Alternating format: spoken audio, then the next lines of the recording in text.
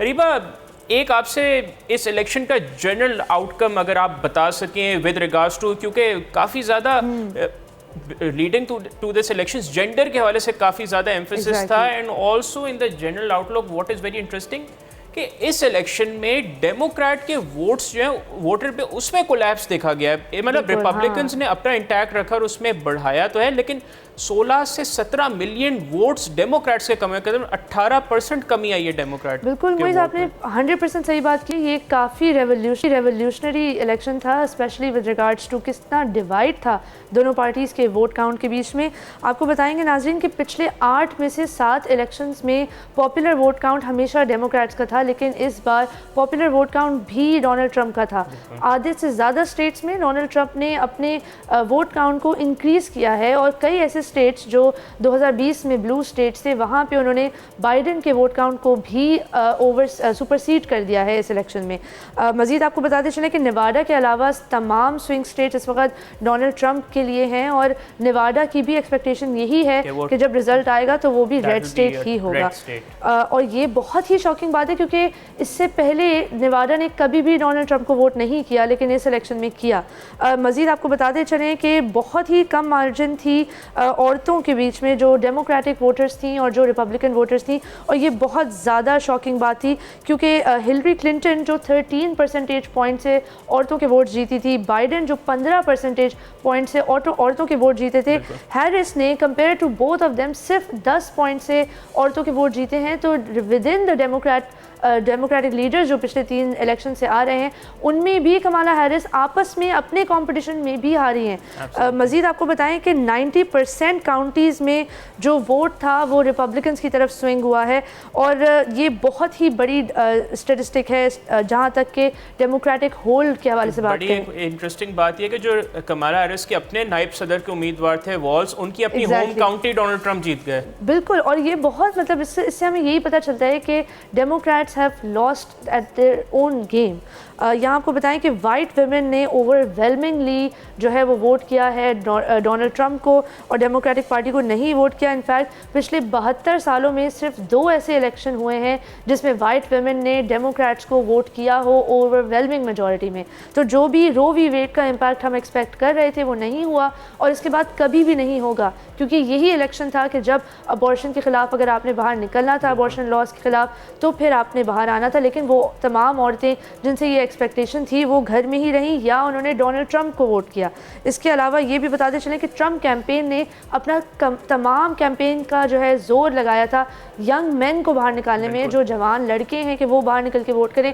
और मुबस्सिरीन कह रहे थे कि ये लोग वो लोग हैं जो आखिरी में वोट करने के लिए निकलते हैं या वोट के बारे में सोचते हैं, ये लेथार्जिक होते हैं, यंग मैन वोट नहीं करेंगे। लेकिन इलॉन मस्क, जो रोगन और डोनाल्ड ट्रंप की जो ये होली ट्रिनिटी का एक समझो नेक्सस बिल्कुल, जो था, बिल्कुल इसने जो है वो तमाम यंग मर्दों को बाहर निकाला और ओवरवेलमिंग मेजॉरिटी में उन्होंने वोट किया। इस एफर्ट की वजह से जो 16 पॉइंट जेंडर गैप था यंग मैन और वेमेन के बीच में, वो और ज़्यादा बढ़ गया है कंपेयर टू अगर हम देखें डोनाल्ड ट्रंप की जो वोट काउंट है। मज़ीद इसमें लास्ट जो बहुत ही इंपॉर्टेंट बात है वो ये कि एजेस 18 से 29 के बीच में जो भी लोग थे 58% उन्होंने हैरिस को वोट किया, और 40% जो थे उन्होंने ट्रंप को वोट किया। तो ये एक वाहिद है कि यूथ ने फिर भी थोड़ा बहुत हैरिस के बारे में सोचा है। अच्छा, यहाँ पे बड़ी एक और इंटरेस्टिंग बात है नाज़रीन, नंबर्स एक तो इतने ज़्यादा हैं कि हम इसको एक शो में तो हम इसको अभी हम कई शोज में आपको बताते रहेंगे। पेंसिल्वेनिया में एक बड़ी इंटरेस्टिंग फैक्ट ये है कि जो वहाँ के कॉलेज काउंटीज थी, जहाँ पे अमेरिका के जो कॉलेज स्टूडेंट्स हैं, वहाँ पे डोनाल्ड ट्रंप ने बड़ा ओवरवेलमिंगली वो काउंटीज जीती हैं। और इसके रीजंस ऑब्वियसली आने वाले प्रोग्राम्स में हम फर्दर इन जो फैक्ट्स एंड फिगर्स हैं इनको हम डाइसेक्ट करेंगे।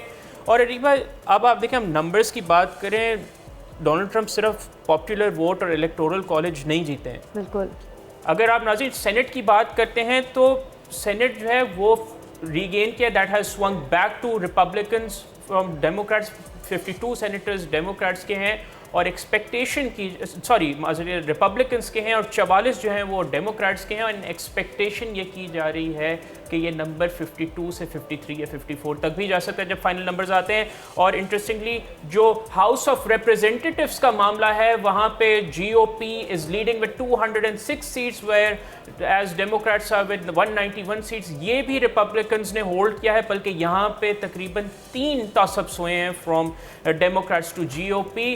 ये बड़ा इंटरेस्टिंग जो है फिनोमेना है। तो I think it's a red wash. It looks like कि हर जगह रेड ही रेड है भाई। रिपब्लिकन्स ब्लड बाथ कह लें इसको, रेड बाथ ही है ये लिटरली कमाला का ब्लड बाथ डेमोक्रेटिक एस्टैब्लिशमेंट। आप देखें ना ब्लू वॉल अगर आप देखिए तो उसके तो वो कहते हैं ना परखचे उड़ गए इस पूरे इलेक्शन में। और अगर हम बराक ओबामा की जो पहली 2008 की विन थी उसकी ब्लू वॉल से इस ब्लू वॉल को कंपेयर करें तो नाज़रीन बहुत ही शॉकिंग ये बात लगती है कि वो तमाम स्टेट्स जो बराक ओबामा ने जीते थे, कमाला ने वो सारे तो हारे, लेकिन उसके अलावा भी और स्टेट्स हारे जो जिसकी तवक्कुआत नहीं थी कि वो हारे। नेवाडा का डोनाल्ड ट्रंप का अगर आप वो मार्जिन ऑफ विक्ट्री जो एक्सपेक्ट किया जा रहा है दैट इज क्वाइट वो काफ़ी ज़्यादा मार्जिन है। And considering that Nevada is a bordering state with California, मतलब कैलिफोर्निया हमेशा से ब्लू रही है। और सबसे ज़्यादा जो सबसे बड़ा शौक था वो था कि लटीनो जो पूरी कम्युनिटी है वो डोनाल्ड ट्रंप के साथ खड़ी हुई, डिस्पाइट द फैक्ट कि डोनाल्ड ट्रंप ने अपने लास्ट वीक में ऐसी कई स्टेटमेंट्स दी जो लटीनोज के लिए बहुत ऑफेंसिव थी, डायरेक्टली इफेक्ट कर रही थी। डायरेक्टली उन्होंने पोर्टो रिकन्स का मजाक उड़ाया, लेकिन उसके बावजूद तमाम पोर्टो रिकन्स और लटीनो कम्युनिटीज़ के लोग डोनाल्ड ट्रंप के लिए निकले। 31 पॉइंट से जिन लटीनो मर्दों की विक्ट्री क्लिंटन को मिली थी 2016 में और 2020 में बाइडन को 23 पॉइंट से मिली थी, वही विक्ट्री अब डोनाल्ड ट्रंप को मिल गई है 10 पॉइंट से। मतलब कि ये एक आधे से ज़्यादा परसेंटेज का शिफ्ट है। सब्सक्राइब करें और बेल दबाएं ताकि कोई खबर रह न जाए।